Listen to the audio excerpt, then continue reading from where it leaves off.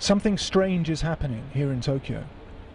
After years of sluggish performance, the world's second biggest stock market is suddenly among the best performing, up about 50% over the last 6 months. Sentiment among investors has been turned around by the power of Abenomics, which is the popular name for the blend of policies pursued by Japan's new Prime Minister, Shinzo Abe. He was elected last December on a platform of overcoming more than a decade of deflation via fiscal and monetary stimulus and various structural reforms to boost Japan's competitiveness. So far, the plan seems to be on track. Stock prices driven higher by a weaker yen have triggered a surge in consumption. Sales in high-end department stores like here in Ginza have picked up strongly. Imports of luxury sports cars are up by triple digits. But if things are buzzing in Tokyo, further out, they're more subdued.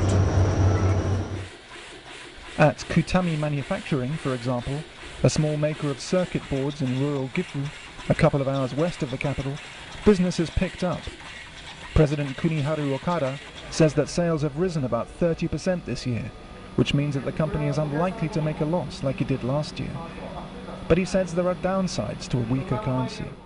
円安で、なっておりますので、ちょっと材料費なんかの値上がりが心配しておりましたけれど、現在の円が、約1ドル100円程度ですと、さほど仕入れ先さんから値上げ要請は来ておりません。例えば、ハンダ付けに使います電気に関係しますけれど、ハンダ付けに使う鉛フリーのハンダなんかもちょっと心配しておるところですけれど、現在のところ値上げを要請しておる会社さんはございませんので、このままでいくことを願っているところです。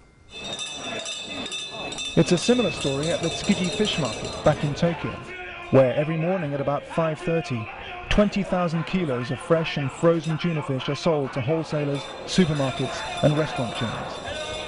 Takeshi Yoshida, a vice president of Tsukiji Chiba, a company that auctions tuna and other fish, says that fishermen and reprocessors are suffering higher input prices caused by the falling yen.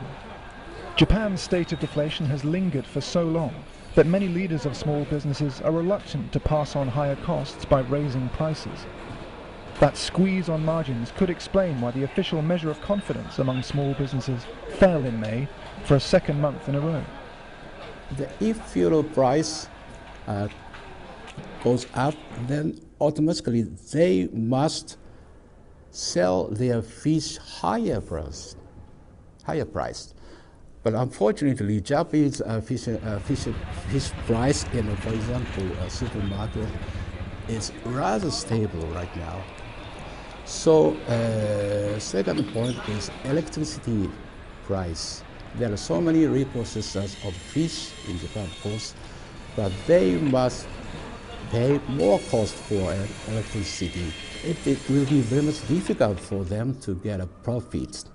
And even more us, as an intermediator, we will be facing a big problem maybe because our supplier, they need to bring up the price, but we cannot accept that because we cannot sell our fish, their final products, higher price than now.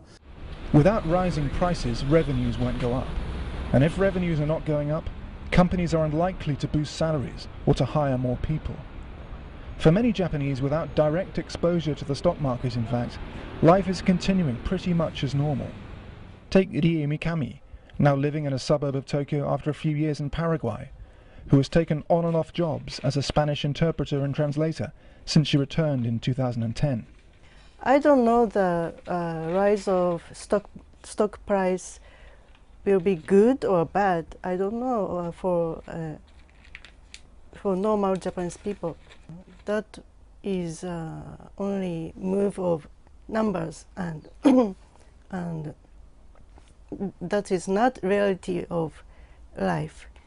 Shinzo Abe may well change the reality of life for ordinary Japanese through the so-called third arrow of his stimulus package, which aims to encourage corporate restructuring and capital spending.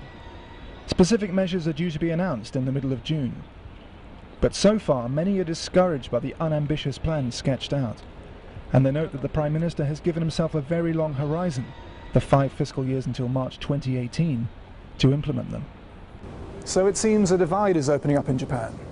If you own assets, Abenomics has been tremendous news. But if you're one of the 80% of Japanese people who's never owned a single stock, for now you're probably not feeling much better off. Ben McLannahan, Financial Times, Tokyo.